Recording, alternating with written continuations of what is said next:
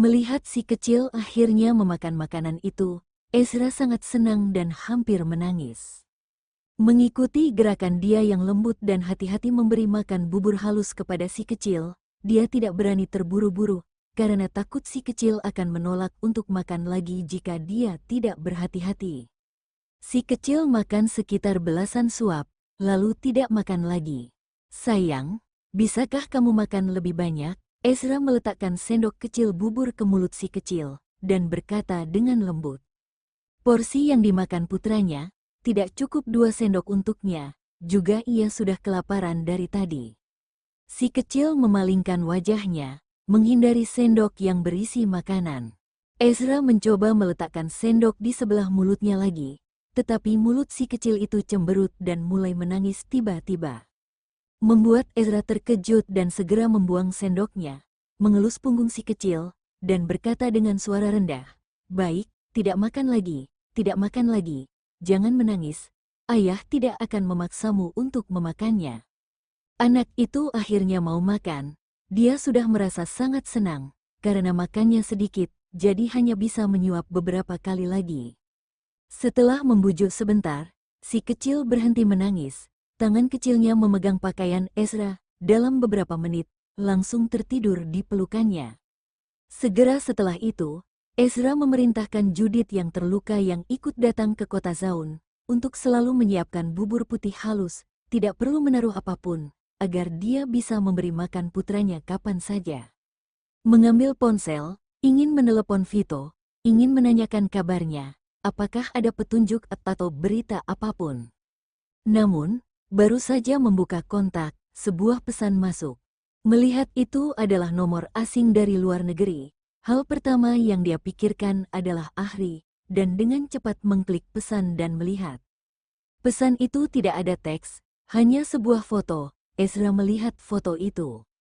Di lautan api yang menyala-nyala, ada orang yang sedang dia cari dengan susah payah. Tetapi saat ini mata orang itu tertutup rapat. Wajah kecil yang pucat itu tak bernyawa, terbaring tak bergerak di tempat tidur. Api besar hampir menelan tubuhnya.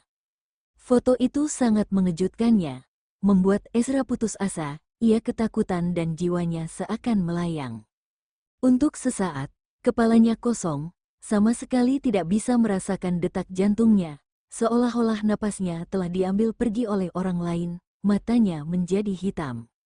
Melihat wajahnya menjadi pucat, Judith tiba-tiba mengguncang tubuhnya yang tinggi, dan berteriak kaget, "Tuan muda kedua."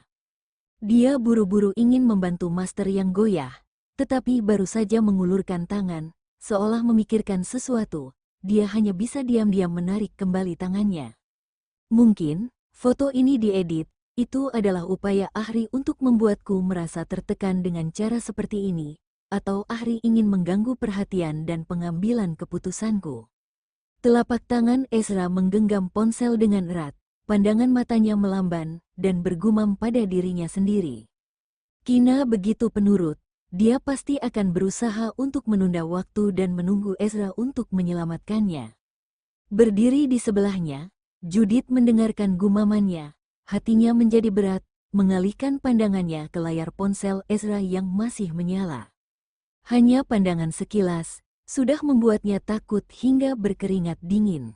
Orang di lautan api adalah Nyonya muda kedua.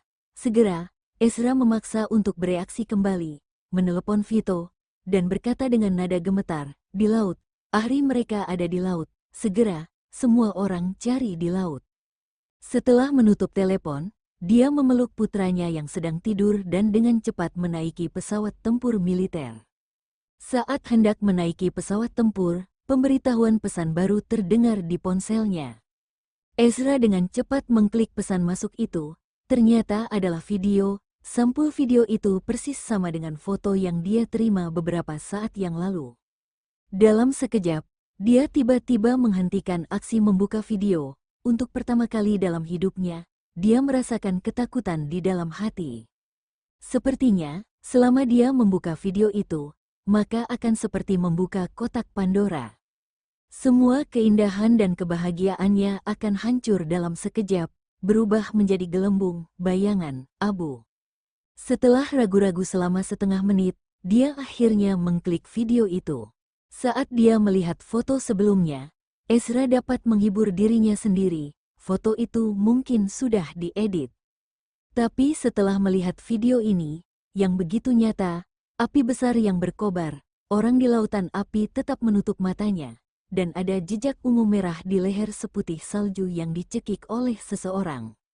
Dia merasa seluruh dunianya runtuh dalam sekejap, seperti seluruh orang jatuh ke dalam jurang es yang tak berujung, gelap dan penuh keputusasaan.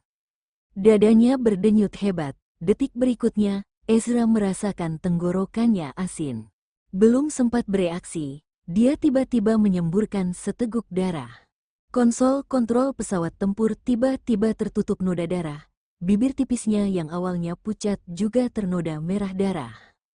Si kecil yang dia gendong merasa tertekan karena ruangan yang kecil di dalam pesawat tempur, atau mungkin karena telepati ayah dan anak. Dia tiba-tiba terbangun dari mimpinya dan menangis. Tangan kecilnya mencengkeram pakaian Ezra dengan erat.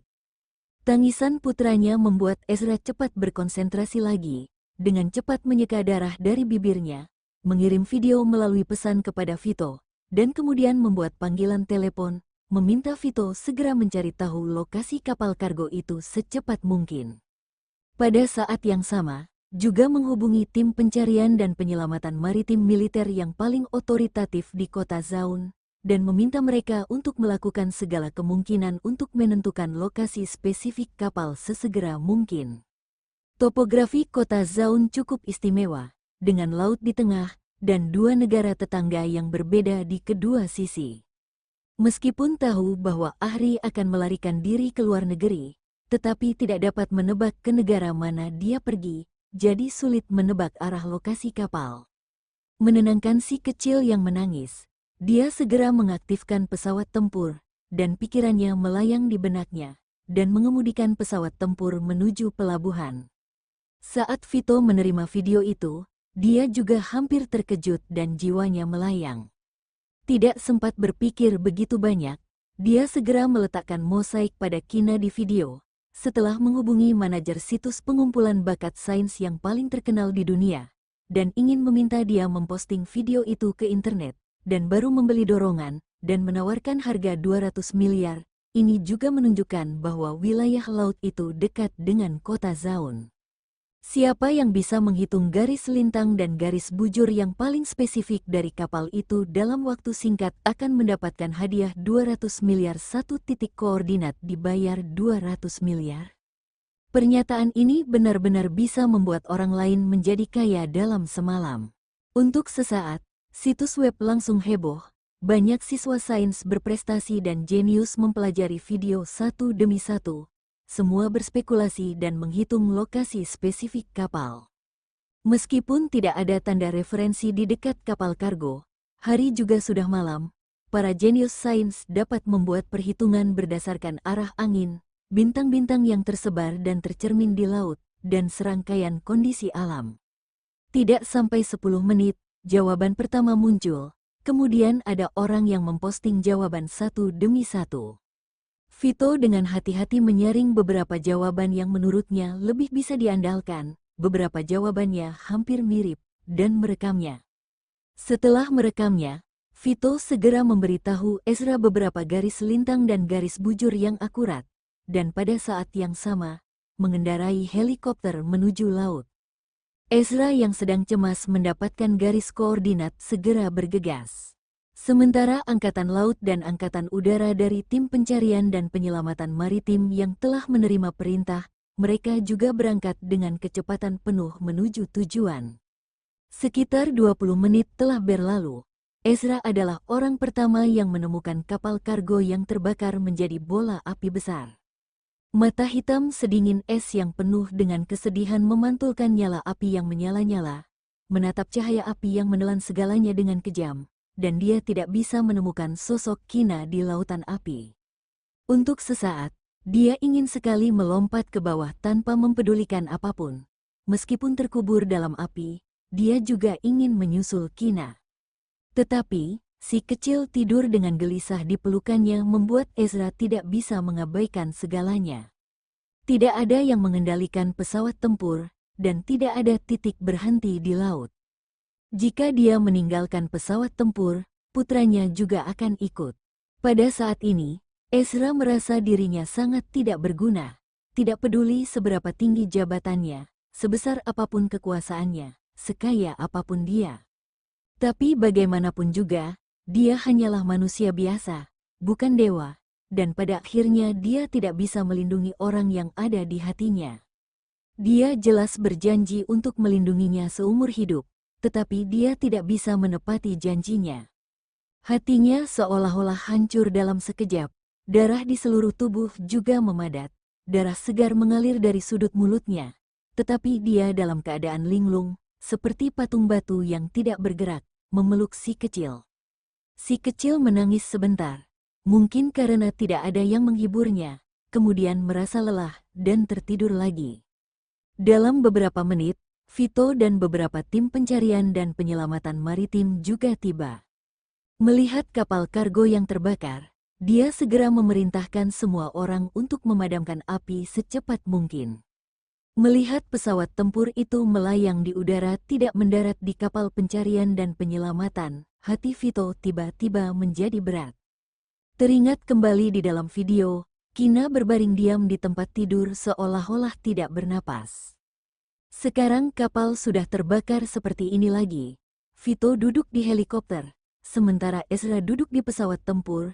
Dia tidak bisa dekat dengan saudaranya, jadi dia hanya bisa menghubungi Ezra melalui telepon. Dia sangat khawatir tentang situasi saudaranya. Meskipun ponsel berdering beberapa kali, tidak ada yang menjawabnya, dan Vito terus menelepon. Tidak tahu berapa kali dia menelepon, Ezra akhirnya menjawab, tetapi tidak berbicara. Kakak kedua, semangatlah, kakak ipar Kina mungkin baik-baik saja. Vito melihat ke bawah, hanya dalam beberapa menit, api sudah hampir setengah padam. Kina, baik-baik saja, Ezra mengulang kata-kata ini dengan linglung. Setelah beberapa detik, dia tiba-tiba menutup telepon, seolah-olah dia mengubah kepribadiannya. Dengan cepat mendaratkan pesawat tempur ke dek kapal pencarian dan penyelamatan, menggendong si kecil dan turun dari pesawat tempur, memberi perintah ke yang lain untuk segera memadamkan api.